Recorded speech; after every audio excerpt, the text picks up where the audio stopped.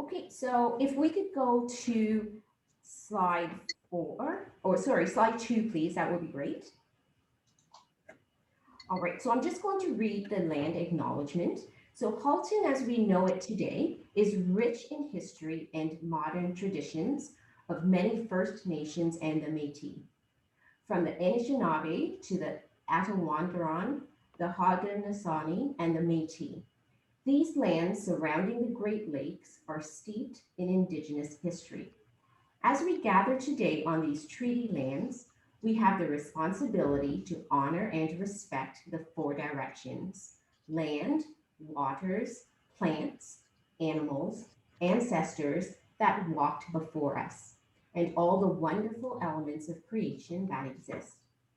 We would like to acknowledge and thank the Mississaugas of the Credit First Nation for sharing their traditional territory with us.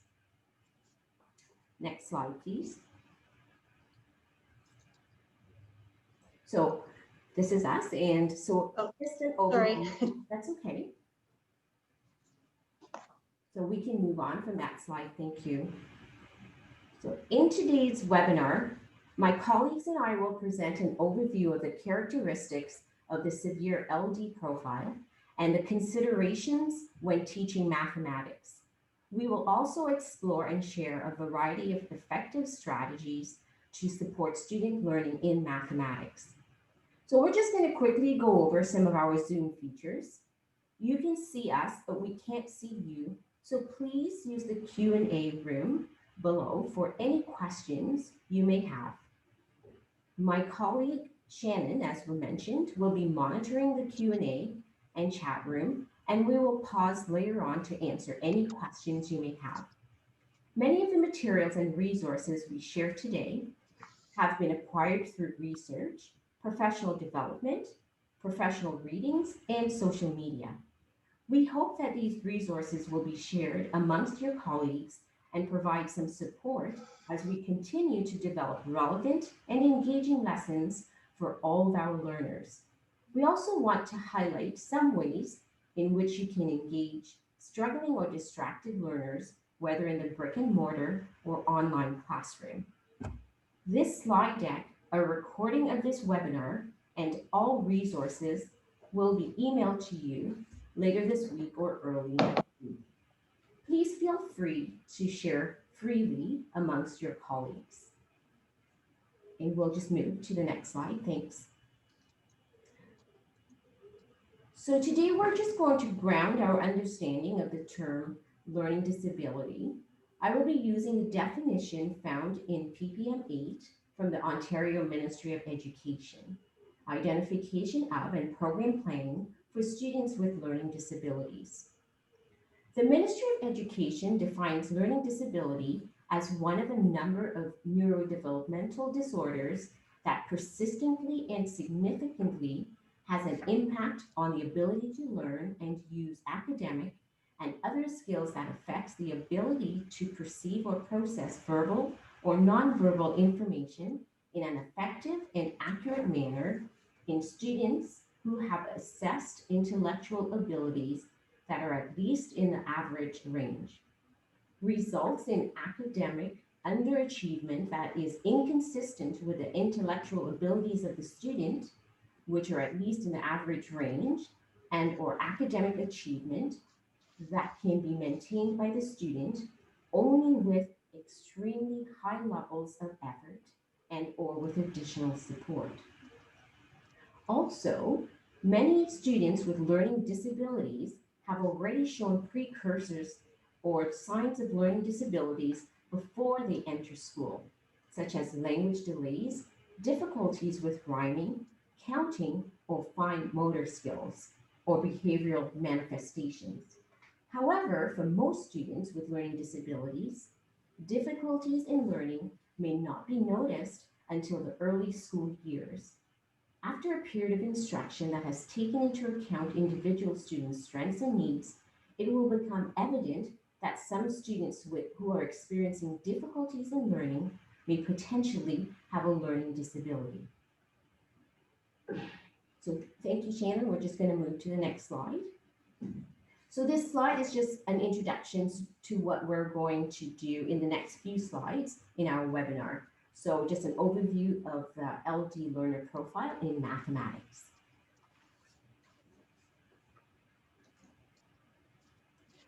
So for our purpose, we're going to look at the WISC-5 indexes. So verbal comprehension index, visual spatial index, fluid reasoning index, working memory index, and processing speed index.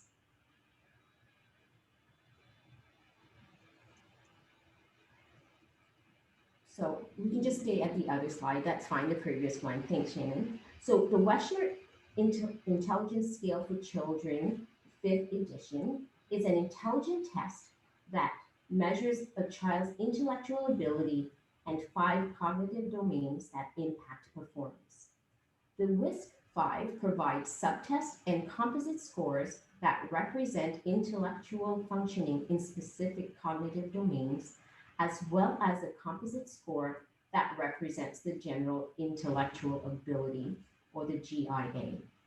So I'm just going to work through an introduction and of each of the different indexes, just to give us a little bit more of an example of that information. So the verbal comprehension index. So we look at verbal concept formation, thinking about verbal information, reasoning, a student will use logic to form judgments. That's what we're expecting during these assessments, and opinions of verbal information. Your ability to express yourself using words and verbalizing meaningful concepts. In terms of the working memory index, this is your ability to register, maintain, and manipulate visual and auditory information in conscious awareness. The ability to hold information in order to work with it or apply that information. So in the visual spatial index, it's an evaluation of visual details and attentiveness to visual detail. We're also assessing the understanding of visual spatial relationships, making sense of visual information, and finally, visual spatial reasoning, understanding how parts fit together to make a whole. In terms of the fluid reasoning index, this is the ability to apply problem-solving skills to new and different tasks without prior knowledge. It's also the ability to apply flexible cognitive problem-solving skills to new and different tasks, and also the ability to transfer skills or knowledge from one context to a new one, and looking at abstract thinking. So in terms of the processing speed index, this is the speed at which you take in information, make sense of it, and begin to respond. So your ability to perform simple tasks quickly and efficiently, and also your ability to quickly take in verbal and visual information and to make sense of it. And we can move to the next slide. So in terms of strategies to support learning in mathematics, so I've just, this slide, is from one of our colleagues who worked at Trillium last year. So she's given us permission to use this information during our webinar. So I'm just going to just read through a couple of examples. So the title of our slide, Strategies to Support Learning in Mathematics, in terms of the 5 big areas. So in verbal comprehension, you could provide visuals and demonstrations and break tasks into smaller parts. In visual spatial reasoning, you provide students with graph paper, grid paper, looking at hands-on activities and manipulatives. In terms of fluid reasoning, verbal and visual supports, and revealing big ideas, then breaking the task into smaller sequential steps. In terms of working memory, we could provide our students with personal whiteboards and clear and concise instructions. And in terms of processing speed, we teach key concepts and vocabulary. So we're talking about the flipped classroom. So that's one of the big strategies that we do use very consistently at Trillium, where we give the students the information prior to actually teaching them. So probably we might assign a student a video or a class of video the night before in anticipation of the lesson the next day, so that students have some understanding and some memory around the task. So we could also provide fewer tasks to help support that processing speed challenge with the students. So I just wanted to include that slide as a reference. So I didn't want to go through every single example, but just so that you have that reference in the future. So next slide. Okay, Thanks. so Shannon is going to be walking us through the next few slides. And so I'm just going to pass over the webinar to Shannon. Thank you, Shannon. Okay, thanks, Fleur. So as Fleur mentioned, there's a number of different areas that can be impacted when a student has a math disability. So one of the key things to do when you're beginning to think about programming for your student with a learning disability in mathematics is to think about all the psychological processes and where the weaknesses are within these. So psychological processes are all the areas that Fleur just described. So all the areas that are taken from the IQ test or from the cognitive piece, as well as some other pieces, which I'll show you. But if you think of psychological processes as an orchestra, sort of as an analogy, and that all pieces of the orchestra work best and function optimally when they are working together. So if there's a problem with one part, the rest of the parts will not function as well. So it's sort of the same in terms of our brain functioning and the psychological processes. If one area is not functioning well, it will impact other areas, even if those other areas are intact and within average ranges. So for example, if you have a processing weakness, let's say in processing speed, but perhaps your memory is fine. You maybe have all of your math facts remembered, but that processing speed is going to impact that strong memory for math facts because you won't be able to automatically pull them from your memory at a quick and efficient speed. So even though you may not have a weakness in one area, sometimes it can be impacted by weaknesses in other areas. So you want to keep an eye out for that when working with students with very severe learning disabilities in mathematics. Right in the bottom left-hand corner here are a list of psychological processes. So these first few, language processing is a score that can be found on the IQ test. Visual spatial reasoning and fluid reasoning are also scores that can be found in IQ measures. And Fleur discussed some of these, or sorry, all of these and some examples of what you might see in the classroom. So what you want to do is you want to pick up that psych ed or talk to the person that helps you interpret the psych ed and really identify the areas that are weak so that you can, it can help guide your programming. Visual motor skills, phonological processing, memory. There's very, the memory, the way it's tested on a psych ed it's very varied. It looks at visual and verbal memory, long-term, short-term retrieval. So you really want to understand their memory profile, processing speed, attention, and executive functioning. So this is not an exhaustive list of psychological processing, but these are the most common that you'll see reported on in a psych ed assessment. If you have a math disability, what processing weaknesses are you going to see low? Well, there's no easy answer to that, and no two learning disabilities in math are really the same. So it depends on the individual profile. And that's the tricky thing with learning disabilities, is that they are all sort of different, and the strengths and needs can vary quite a bit depending on the individual profile. Lastly, in this slide, I want to draw your attention to two documents. These are actually the same document, but this one here is the long form, and this one here is the short form, which I love and I'll talk to you about. But these are called the waterfall documents, and they're published by York Region District School Board. They're widely available on the internet with a quick Google search. And I just realized I don't have the math.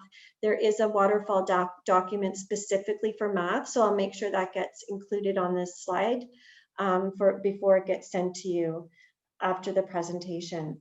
Essentially, what these guides are a comprehensive resource that are designed to use from kindergarten to grade 12. And they basically provide starting points for you to think about and plan and support your programming for a student with a learning disability. So I will open one up now and just show you. If we look, for example, at visual motor skills, which is often a processing area that you'll see weak for students with math learning disabilities. And you read this, it's a 2-page document, you read this one by column and by color. So visual and motor skills, it gives you a definition of what that is.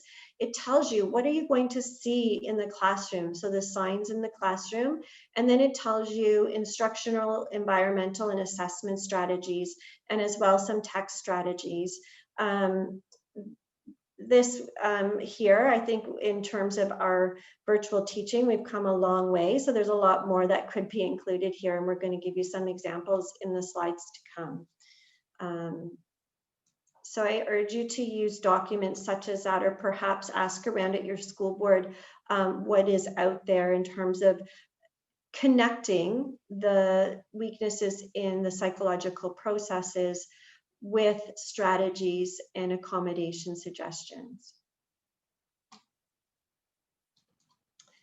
And the next slide is just sort of bringing to life that first slide that I was just talking about. So if we look at if a child has a processing deficit with working memory, what will you see in terms of mathematics? So in the classroom, they'll have problems following like a multi-step problem, because with working memory, they have a problem holding on to information and sort of multitasking.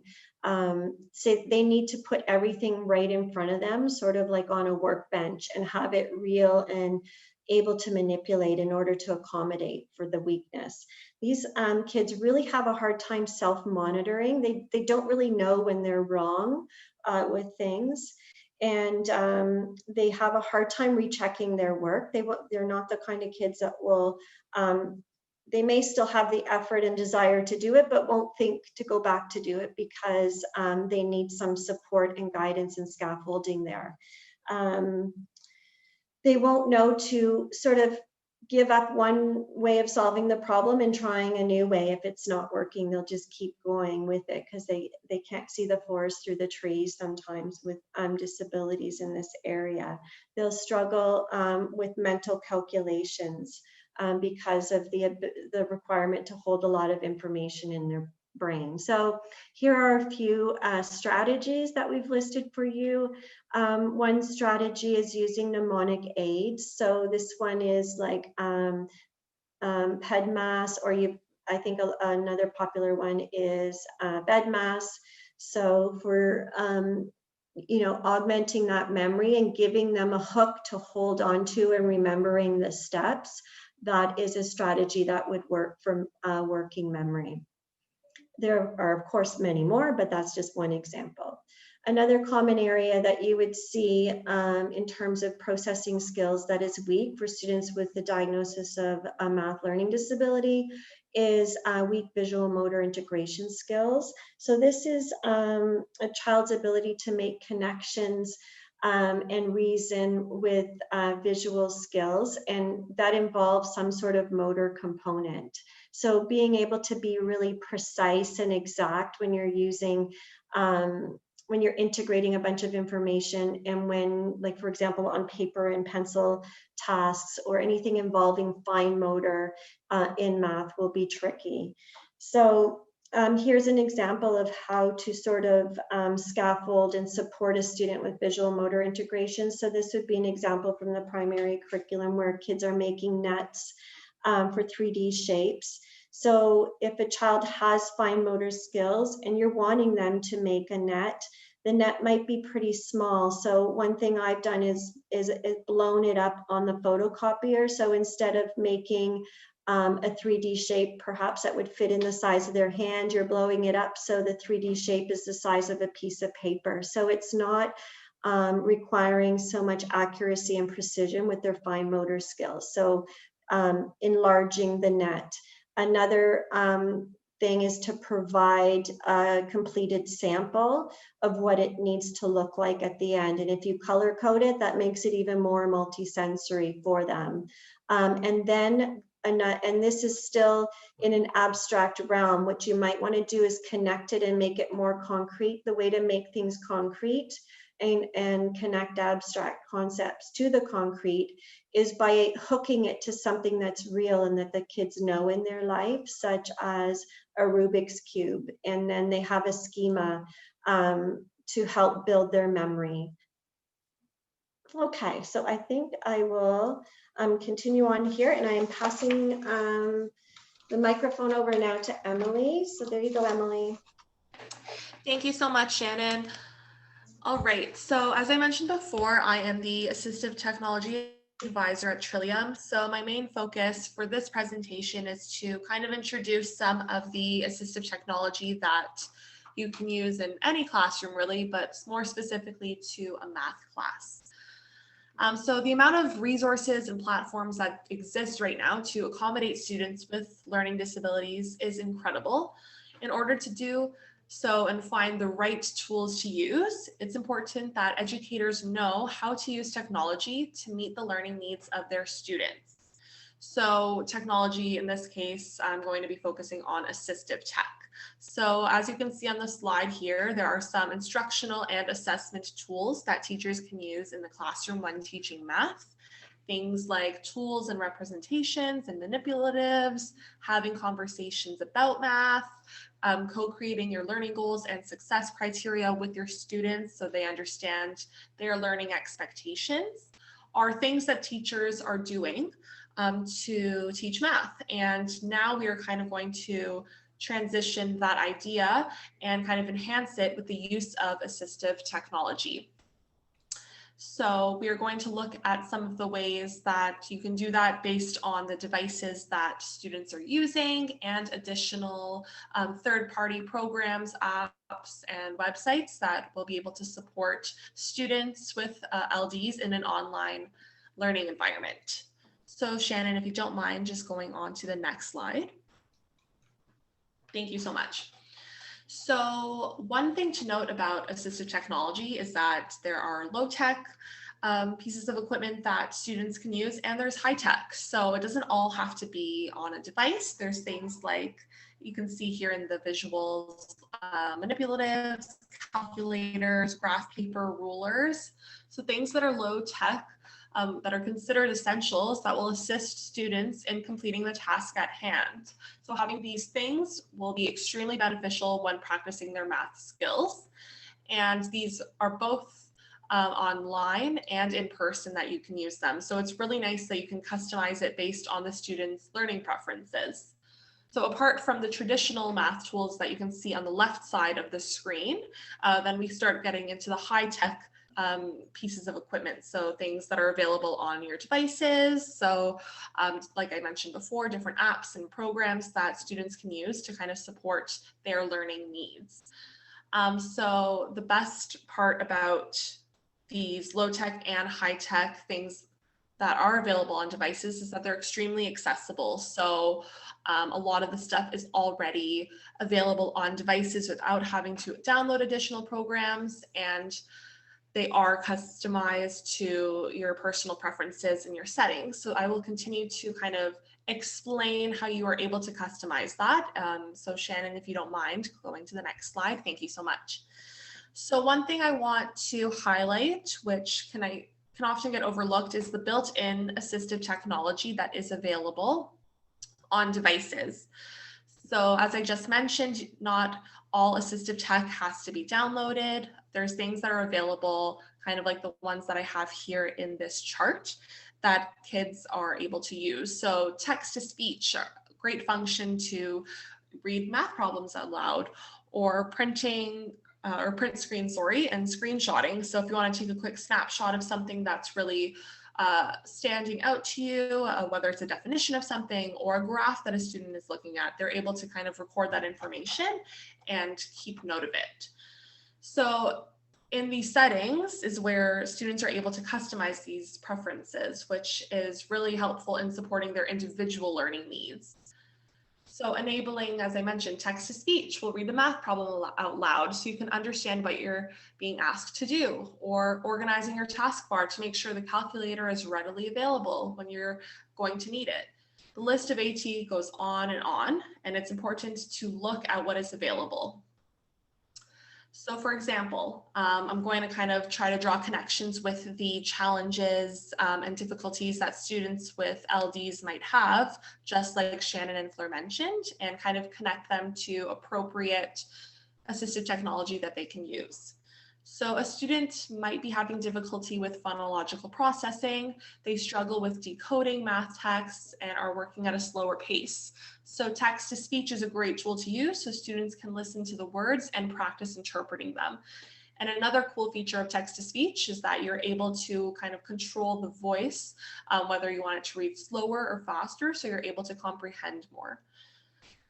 Or perhaps a student has challenges with their memory. They may not remember information they have just heard or read, and they find it challenging to remember multi-step instructions. So the student could benefit from using the notes or notepad that are readily available on your device just to jot down some quick thoughts and ideas.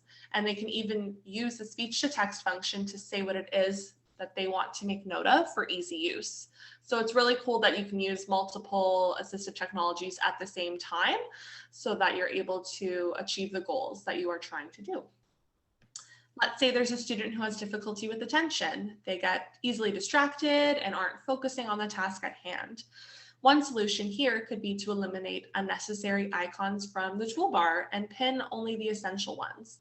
So the calculator would be something that students would be using in math, or the snipping tool if they're trying to, again, get a snapshot of specific things on their screen.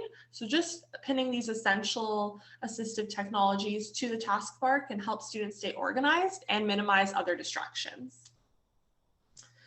Shannon, if you don't mind going to the next slide. Perfect, thank you. So on this slide, I have a list of different assistive technologies, websites, and apps that are really popular with teaching math and are helpful for students to use. So again, on top of the built-in assistive tech that's available, these programs can be downloaded additionally. So many of the functions that I previously mentioned, like speech to text and all the other assistive technologies, are available through these programs like Read and Write or WordQ. And then there's some of these additional apps and websites that can help in representing visual information for math. So Read and Write, for example, highlighter tools exist. So you can help, or students can focus on the key parts of the math problem, so they're able to focus on those main pieces of information.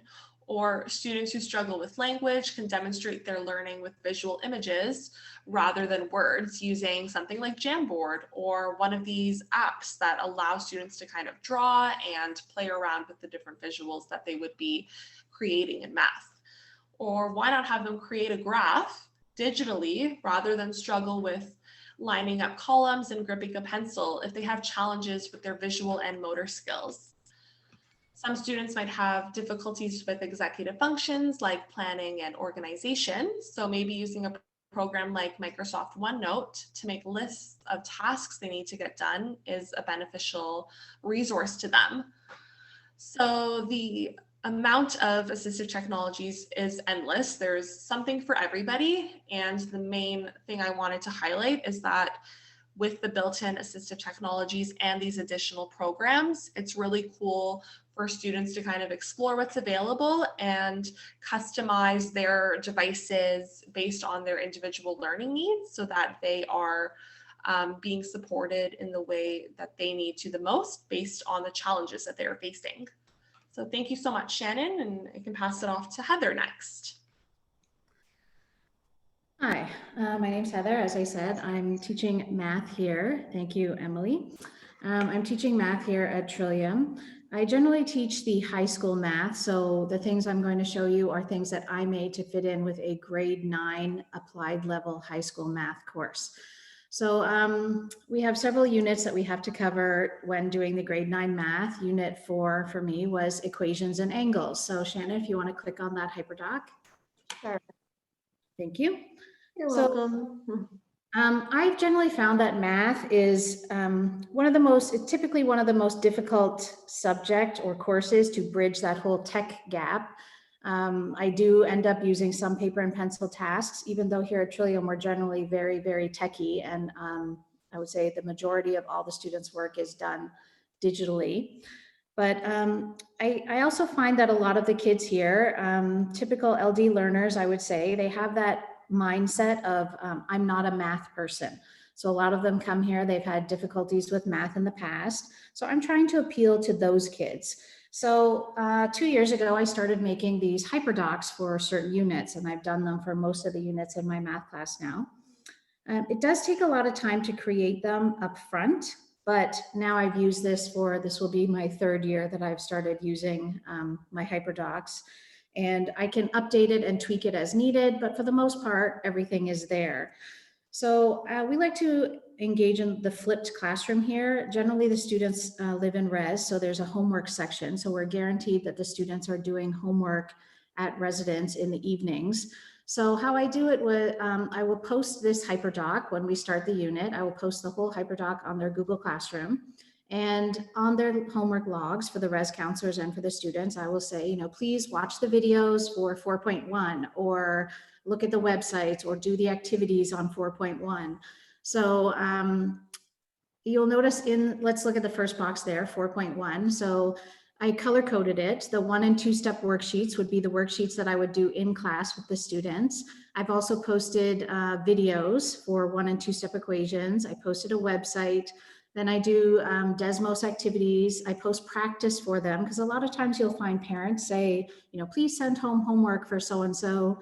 So in order to cut that off at the pass, I just post extra work for the students and they can do it. I don't mark it, but if they feel they need extra practice, they can do it.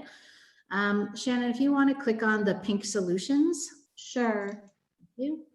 So how I bridge the tech gap is I will hand the student paper and pencil work, but I will also project it on the smartboard for them. So I don't use whiteboards. I always use the smartboard. The smartboard allows me to color code everything. It also allows the students who have difficulty listening and writing at the same time. It gives them the opportunity to just listen to what I'm saying and look at what I'm doing and follow along without having to worry about copying everything down and hoping they don't make a mistake or forget something. Because once I do it on the smartboard, and again, I can color code it, I can save the file as a PDF, and then I attach it to my hyperdoc under the solutions. So whatever I've given them to do in class, they can either choose to write it themselves, because sometimes students will find writing it themselves helps them remember how to do it, or they can just follow along visually and listen to me as I teach the lesson, and then they have access to the solutions. Shannon, you can go back to the hyperdoc now. Okay. Thank you. So, and I always remember to post those. So I post those as we do them. I always post the solutions after it's done. I'll go back. I just like to add some images to keep it interesting for the kids. I try to do a variety of things. So you will see in the second box there, I posted some online games, or in the first box, there's puzzles. I try to appeal to all the different types of learners. So for their homework, I will say, okay, watch the videos, do the practice for 4.1, and then they'll come into the class the next day and I'll teach the 1 and 2 step equations. So hopefully they've watched the videos, maybe looked at some of the website information, they've maybe done an activity, so that when they come into class, they should have some idea of what we're about to do. It's just kind of priming them for what we're about to do in class. And then again, they always have access to the solutions. So when it comes time to study for exams, or if we have a test or a quiz coming up, they have access to all the correct answers, because even if they've done it themselves, the solutions are there for them to check their work against. Or if they've missed a day here or there, they always have access to the solution so that they can print them off and put them in their notebook. So Shannon, if you want to go back to the slides. Yep. And then we could just look at one of the other hyperdocs. Oh, I think something, new share, 1 second. Yep.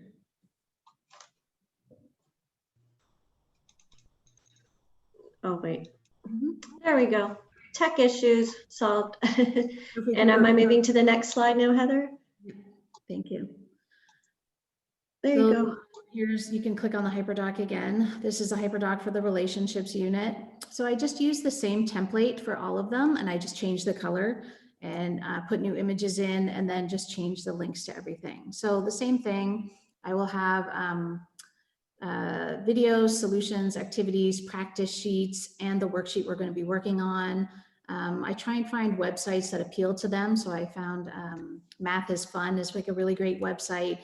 Not too kiddish for the high schoolers, but written in language that the LD learner can understand, and it's visually appealing. And then I just, so I'll post these at the beginning of every unit, and I have the students refer to it as we go along. And then at the end, they still have access to all this. So at the end of the semester, if they were going to do a final exam, they now have access to all the units done on this hyperdoc. They can rewatch any videos, they can go back. This is also great because a lot of times videos and the animations can show things that I can't draw on the board. So if we're doing something about fractions, it's difficult for me to show and, you know, draw a perfect pie with 16 slices in it. So that's why I like to give these students access to videos and websites, because they can obviously animate better than I can do anything on my smartboard. So I like for the students to have that for all times, and they're not having to scroll through their Google Classroom feed looking for, you know, 3 weeks ago what we did to try and find that one video that they wanted to rewatch. It's kind of an all in one place, nice little package for them. So it does, like I said, take a little while to do it all in the beginning, but I'm hoping it appeals to most learning styles, and to kind of draw those learners in who think that they're not math kids. I'm trying to encourage them and let them know that, you know, there are strategies that they can do, whether they're visual learners, auditory learners, tactile learners. I like to try and appeal to them all. And that's it for my hyperdocs. Thank you, Heather. That was great. Nice connections to all of the psychological processes, because as we know, if we know those, we can easily provide the strategies. So it's very multisensory. And I think we'll move. Did you want to work on this one as well? There was one more, but it's very similar, the same thing, just yeah. different. Okay, I'll just show that quickly if you want, and then we can move on. I think we're getting to the end. So this is the one for linear relationships. So again, same thing. I just try and post a little something for everybody. Thank you.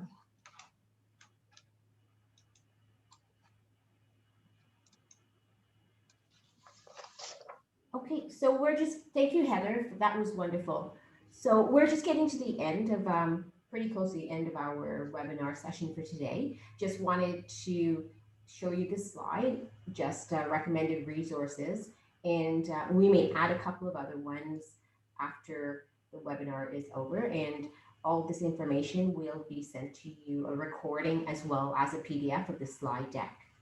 So if we can go to the last slide. So this is just our contact information. And if you'd like to email either Heather or Emily, their contact information is on the second or third slide of the slide deck. So it's not on this page. This page is just of our resource services department, or so the three of us, Wendy, who wasn't part of our webinar today, but she is running a webinar next week, next Tuesday, I think. And so Wendy, Shannon, and myself are the 3 resource services consultants at Trillium. And we just like to thank you very much for myself, Shannon, and Heather, and Emily for joining us today. We really appreciate it. And please sign up for more of our webinars. The link is at the bottom of this slide, and we really appreciate it. Thank you so much for staying, and email us if you have any questions or you want any further information. Okay, thank you, and enjoy the rest of your afternoon.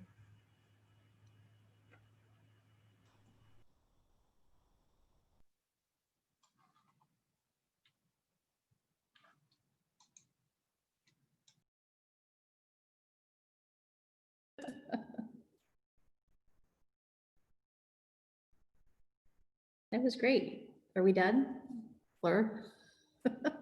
Sorry, yes, we're done. That was good. Thank you. I'm just going to end.